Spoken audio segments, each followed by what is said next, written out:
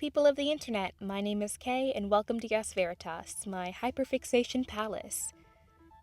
So, I have been MIA for a little while, but now I finally have some more free time to dedicate to making content. My reservoir for video ideas has been running dry for a little over a year now, as there isn't much new content for a number of fandoms that I built this channel around. However, nostalgia content is more popular than ever. I still get new engagement and comments on my 2 nostalgia-fueled deep dives on Geronimo Stilton and Rainbow Magic, which has encouraged me to sort of weasel my way into the lore/nostalgia side of YouTube, popularized by channels like Athena P, Lula Loopsy, Hariana, and Ali Triasco.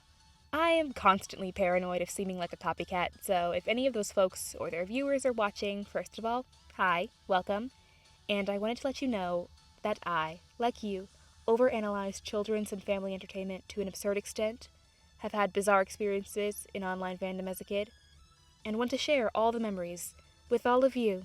But today, I'm not going to be delving into any specific IP.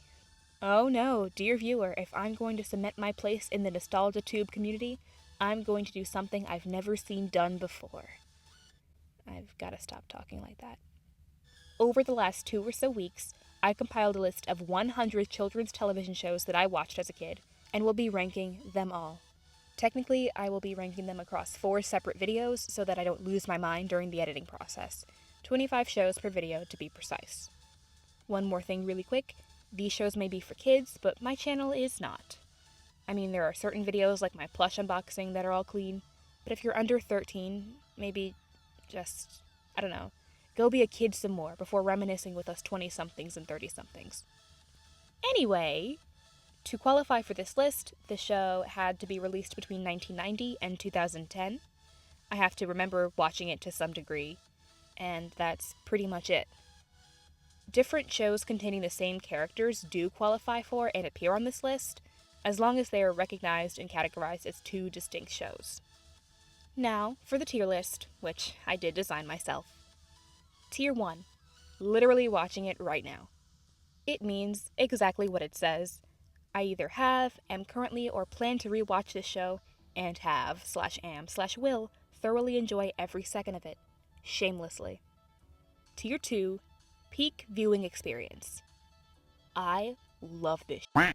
Not to the same extent as the shows in Tier 1, but I would watch them again and will definitely show them to the future children in my life.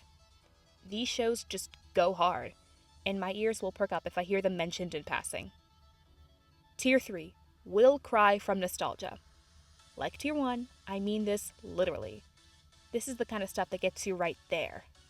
I likely have cried rewatching this, either from nostalgia or laughter, because some of this writing was peak comedy. Tier 4. Fond memories. Shows I love but likely won't rewatch. Very nostalgic, very sweet, and very near and dear to my heart. Tier 5. Classics. This is the tier for 2 things. Shows I don't know where to place due to a lack of deep emotional connection to them, and staples that every kid who watched channel X, Y, or Z have seen, but I have no strong feelings about them. Tier 6. Odd, but harmless. These shows were weird. Harmless and oftentimes very pleasant, but still weird. I don't know how someone conceived of this and made it work, but it worked. Tier 7. Who approved this? We've entered bizarro territory. These shows didn't bother me all too much as a kid, but looking back on them, I'm honestly a bit concerned. It could be the writing, the animation style, puppetry, what have you, but something about this piece of media is uncomfortable as hell. And finally, Tier 8. Uncanny Valley Nightmare Fuel. Even as a kid, I could not f with this shit. It could be for any number of reasons, but these shows always rubbed me the wrong way. If you enjoyed these shows as a kid, more power to you. You are some of God's bravest soldiers, but something about them did not and still does not sit right with me. I will be selecting the 25 shows I'm going to rank today using this random wheel generator thing I found online, which means you guys will be getting my first reactions to seeing what shows I'm ranking. At the end of the ranking in part 4 of this series, I'll rearrange the tier list to reflect my final ranking of all 100 shows.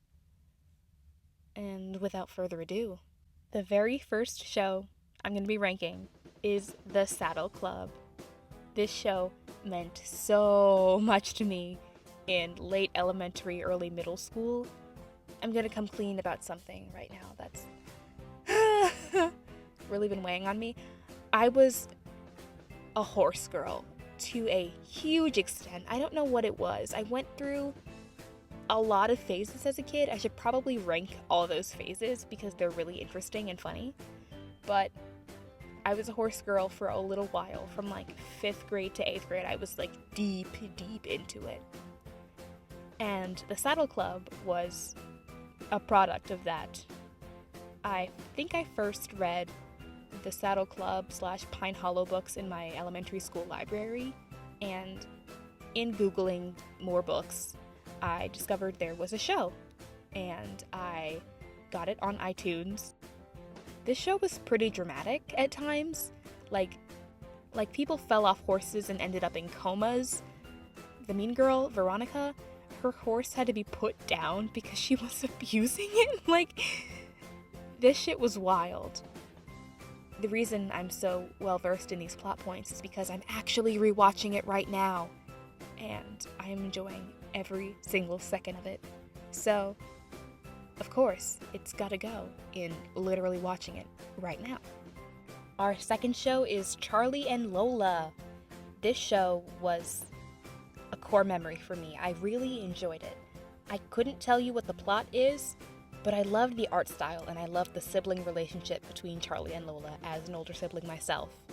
I remember the episode where Lola wouldn't comb her hair so it becomes a bird's nest, and I loved whenever they drank strawberry milk from those curly straws, and I don't know, it was just so pleasant to look at, so quaint. I liked a lot of British TV shows growing up that aired in the US, so I think this is going to go in fond memories. It won't make me cry if I rewatch it, but I love it very dearly. The Big Comfy Couch. This was another classic. I loved this show. I loved Lunette and Molly, her doll. I thought the dust bunnies under the couch were particularly hilarious.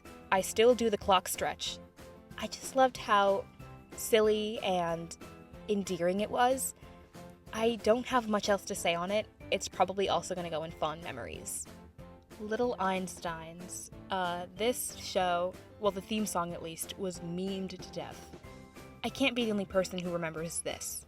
5, 4, 3, 2, 1. We're going on a trip in our favorite rocket ship, zooming through the sky. Little Einstein. In all seriousness, this show was a lot of fun. I loved June, the dancer girl, and I just thought it was really smart to teach kids about things they wouldn't usually learn at a young age, like they don't learn about composers. So I thought this was a really interesting way to teach kids about that, and it was fun to watch. I remember I really hated Blue Jet, which was Rocket's rival. I thought he was really scary. I don't know why. He was a plane that didn't talk, but I was just like, I don't fuck with him. I think I'm gonna put it in fond memories, like the last one. Next is Gaspard and Lisa. This was, I think, a French-American or French-Canadian show. I thought it was really cute. I love the little characters of Gaspard and Lisa. I have some branded bag with the little logo on it. But the show was honestly a little weird. There was nothing wrong with it. I just think the animation made me a little wary. It was, never mind, I know what it was. It wasn't the animation. It was how quick they were to react to things. Whenever something bad happened, they would go, "Catastrophe!" And I was just like, whoa, it's like, it's not a catastrophe. Just get another kite or something. When things went well, they'd go, "Triumph!" And I was like, that's cute. But I think they were too anxious for me. Other than that, nothing else about the show was particularly off-putting. The animation did give me pause for some reason, so I think I'm going to put it in harmless but odd. Lovingly. This show was very sweet, but just a little off. Word Girl, our first PBS show. I really liked Word Girl. Growing up, I was a bit of a bookworm, so I loved any female character that was super smart and like really badass about it. I thought the villains were a little scary at times, but it didn't deter me because the theme song was too good. I think I'm gonna put this in fond memories because as much as I really enjoyed it, it wasn't my favorite and I don't have that deep emotional connection to it. It still slapped though. I loved Pinky Dinky Doo. Again, love a show with siblings. But I also thought that the story she came up with and the fancy words she would use to describe things were so cool. I thought the art style was so unique and cute. I loved Pinky and Tyler's specific designs. This is definitely going to go up in fond memories. I don't know how I would rewatch it if I wanted to, but it doesn't have that, like, emotional pull factor. I really did like it, though. A classic. Dinosaur Train. Okay. This is a show I remember quite well because not only did I watch it, but my younger sister and my younger cousins also watched it. I really like to think that the premise of this show was like, what are two things kids like? Kids like dinosaurs and they like trains. What if we put dinosaurs on a train? And it was somehow kind of ingenious. It ran for a very long time. It wasn't my favorite show, but I do know that it ran for a very long time. My favorite character was, I think, Tiny. Or Shiny. I think it was Shiny because she was blue. I really liked the show. I do not love it enough to put it in the top 3 tiers, but it will definitely go in fond memories. Next up is Olivia, and I loved Olivia. I loved the books, and I loved the show even more.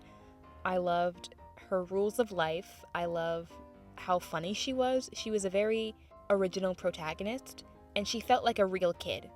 I still remember very vividly the Cinderella on Ice episode. I think that's my favorite. I haven't seen it in a very long time, but I think it's going to be our first entry into peak viewing experience because this was some really smart writing.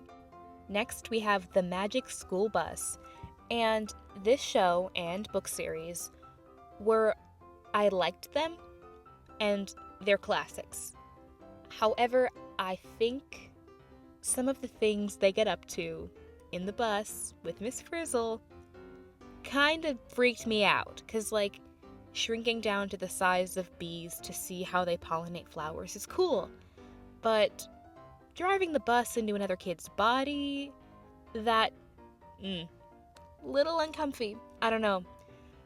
I don't think it would be right of me to put it in the harmless but odd territory, because it really was really fun. I think I'm gonna put it in classics, because a lot of people, at least based on the statistics and the reboot, a lot of people liked it, a lot of people watched it, and my personal feelings aside, it's a really informative and fun show. So yeah. Okay, next we have Busy Town Mysteries, which I loved. Not a lot of people in my orbit at least have seen it or heard of it, but this was just really fun. It was the characters from Richard Scarry's Busy Town, but they were kid mystery solvers. I don't remember it very much, but I thought Pig Will and Pig Won't were hysterical. This is definitely going to end up in fond memories. Okay, next is Oobi. Now this is a show that was harmless, but really weird. They were just hands, just a dude's hands with googly eyes, and the girl, the sister, Una, I think, had a little bow, and they would just go about their merry way, I think. I don't remember the plot, but I remember watching it and liking it, but also thinking it was really, really strange. 'Cause it was. That's the tier it's gonna end up in. Harmless, but odd. Oh my gosh, next is Miffy and Friends, and I love Miffy. I have a bunch of shirts from the Uniqlo Miffy collection. When I was in Japan, I bought a lot of little Miffy merchandise. I adore Miffy, and I adored this show. It was claymation, and it was so sweet and simple, and I just loved everything about it. I love a little cute thing, and Miffy just stole my heart. Even as a kid, I was just like, this is so wholesome. I haven't seen it since I watched it at the age I watched it, which is probably like between 2 and 7. But if given the chance to rewatch it, I will probably cry from nostalgia. So I think this is our first entry in the Will Cry from Nostalgia tier. Let's go, Miffy. Okay, next is Thomas and Friends. This is a show that I know a lot of people have seen. I watched it too, and I liked the theme song. But something about the trains kind of irked me. It's a little embarrassing because it was such a simple show. Except for when it wasn't, like that one episode where one of the trains got sent to the scrapyard. Nightmares. Like, what the hell was going on? But, I thought their expressions were weird because they didn't talk, but when their expressions changed, I was like, that's like not, I don't vibe with that. Also, I was very bothered whenever Sir Topham Hatt got cross with the trains because I was just like, dude, why? And it just bugged me. But this has gotta go in classics. Okay, next is Go Diego Go. And I was a bigger fan of Diego than I was Dora. I liked his older sister, Alicia. I thought she was cool, and I liked the more animal-based, nature-based adventures that Diego and his sister would go on. For now, I think I'm gonna put it in fond memories. It could move down to classics down the line, but I think that's where it should go for now. Hi, this is me, butting in while editing, apologizing for my voice because I am fighting a cold recording this, and I'm listening back and realizing how absolutely annoying I sound, so I'm so sorry. Okay, next we have a fun one, Care Bears Adventures in Care-a-Lot. Care Bears Adventures in Care-a-Lot was very cute. It was very simple. It was cute. This show existed in the late 2000s Let's 3D animate everything era, which was, in retrospect, a little awkward. And while I personally like Care Bears better, and most things better in 2D animation, this was a fun show, and I think it's gonna go in fond memories.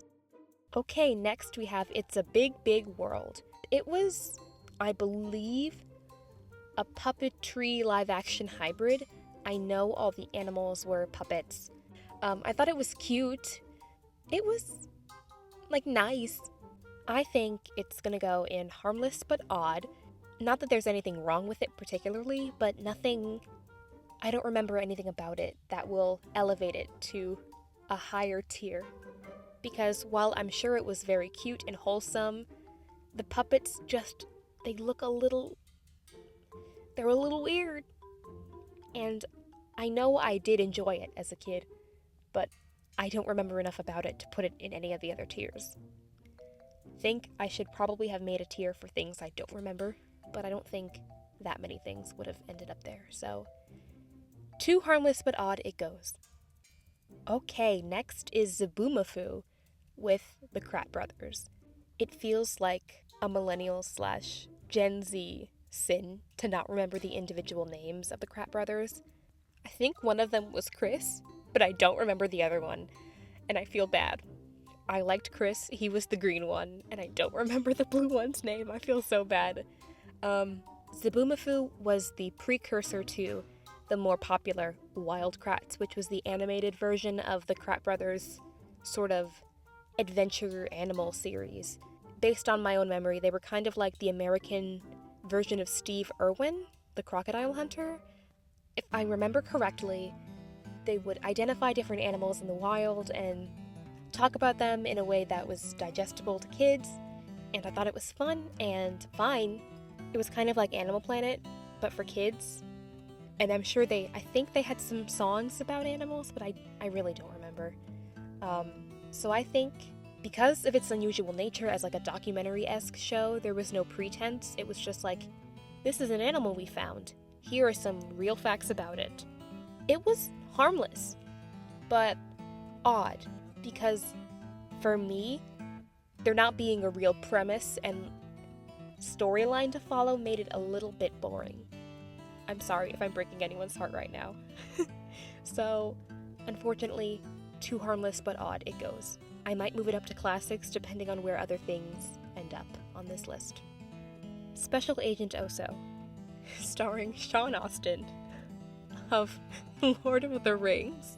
I went through a very serious super sleuth detective phase as a kid, exacerbated by a lot of different shows I watched and books I read, but this was just another addition to the super sleuth detective regimen that I was being fed through the media in the early 2000s. I loved the catchy songs that would play every episode when Oso was getting ready. I especially loved his little computer girl. I loved the 3 special steps, that's all you need. That song that she would sing, I loved that. I thought it was really genius, and as a type A and left brain schedule making kid, I was like, oh, it's so wonderful that he follows schedules. So, for that alone, it's definitely going in fond memories. I loved this show, but not enough that it would make me cry if I rewatched it. Okay, next we have Lazy Town, and this show is pretty notorious for being... If you do the cooking by the book, then you'll have Break it down, bitch. Let me see you back it up. Drop that ass down, load it, pick that mother up. Break it down, bitch. Let me see you back it up. Drop that ass down, load it, pick that mother up. Kind of insane. I loved Stephanie. I loved that she encouraged everyone to be active around her. That was cool. But the puppets and their voices, it freaked me out so much. I thought Robbie Rotten was kind of a cool villain. And I thought he and Sportacus had like a cool banter. I just remember loving to watch Sportacus just flip around on the screen. I don't remember him ever stopping Robbie Rotten from doing the bad stuff he wanted to do. He would just flip around nearby. I don't remember. I'm sure he did do things, but I just remember so much flipping and posing. I also remember... Mine. It was so insane to me, and I was like, what is this show about? I know what the goal is. I know it's like, don't be lazy, be active, have fun. But it was just executed so insanely. I think this is gonna go in the... I feel bad putting it in who approved this, because it's clearly a very successful show considering it had a recent reboot, and I liked it. But I just don't understand it, because there are some parts of it that are just like, this is a little tiny bit uncanny valley. We're edging toward, that's a terrible word, we're nearing that territory. So I think with all my love, you're going in who approved this. Okay. Next is Miss Spider's Sunny Patch Friends. And this is the first show that is going into Uncanny Valley nightmare fuel. Because what? What? There were so many ways this show could have been normal. It could have been. Again, this falls victim to the let's 3D animate everything era. That was the early 2000s. And if I find a good example of like an animated bug, I'll put it on the screen because I can't think of one right now. But these just kind of looked weird. And if you know this show, you know I'm going to bring it up. That white spider that looks like James Charles. What was this? Why was this? Who let them do this?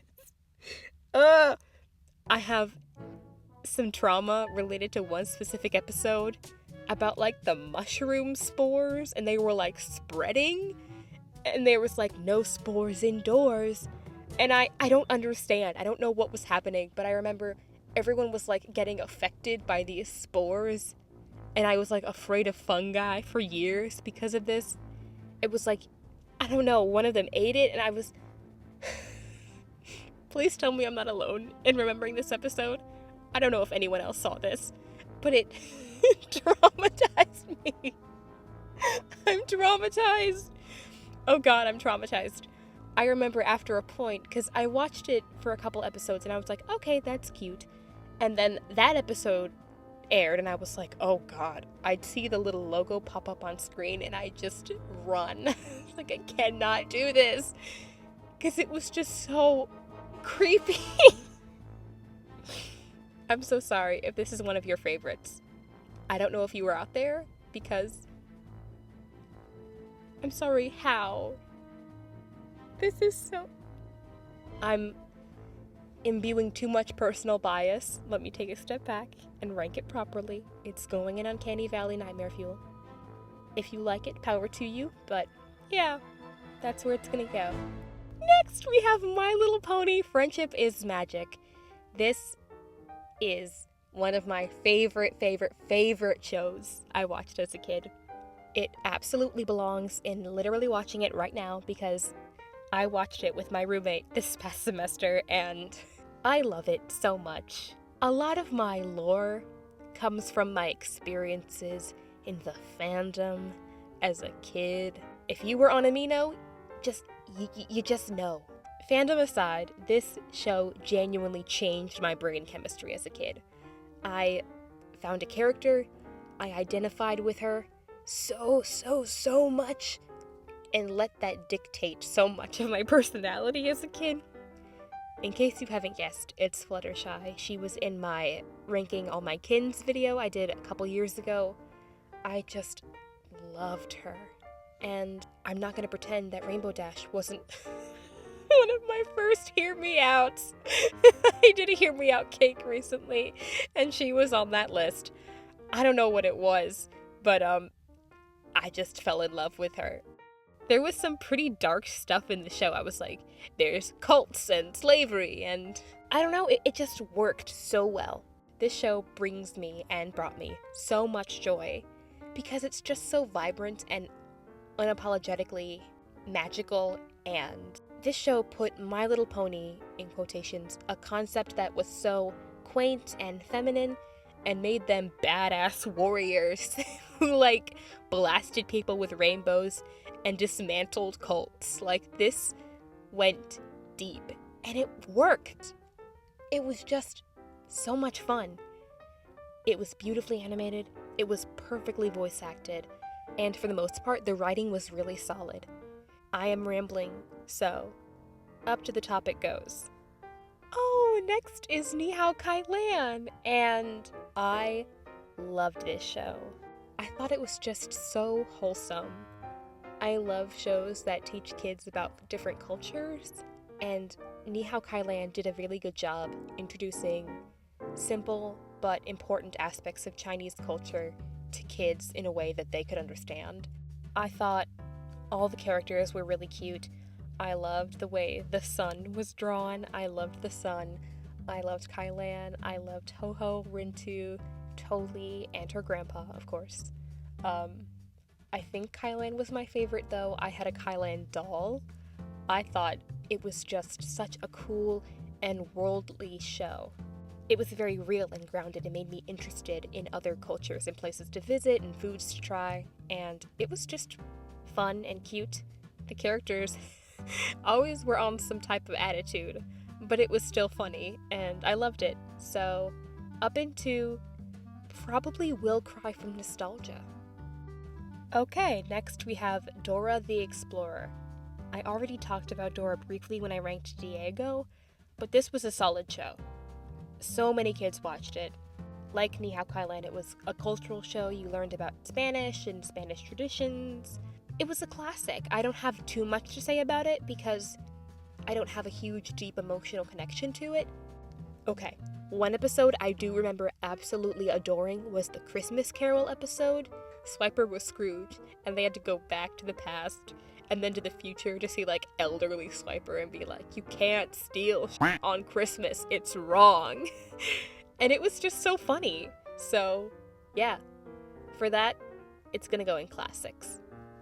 Last show, number 25, is Angelina Ballerina: The First Steps. I loved Angelina Ballerina. Another phase I went through as a kid was gymnast, dancer, so any show that circled around that was my bread and butter. I loved Angelina and her friend who wore the teal. I don't remember her name, but I thought their friendship was really cute. And this was another British show that made its way over to the US. And I just found it so exciting. I loved seeing characters learn a new skill and do their recital and like get better and hone their craft. I don't have too much to say about it because I don't remember the plot per se. I mean, I remember the basic premise and the theme song, but I don't remember the overarching stories or the other characters' names. So I think this is going to go in fond memories. And we're done! The first 25 out of 100 shows have been ranked. Oh my god, my voice. I'm so sorry. That's part 1 of ranking 100 childhood TV shows. Stay tuned for part 2 coming next week. Be sure to like, subscribe, and leave a comment letting me know what your favorite childhood TV show was. Thank you so much for watching. I love you all, and I'll see you in my next video. Bye!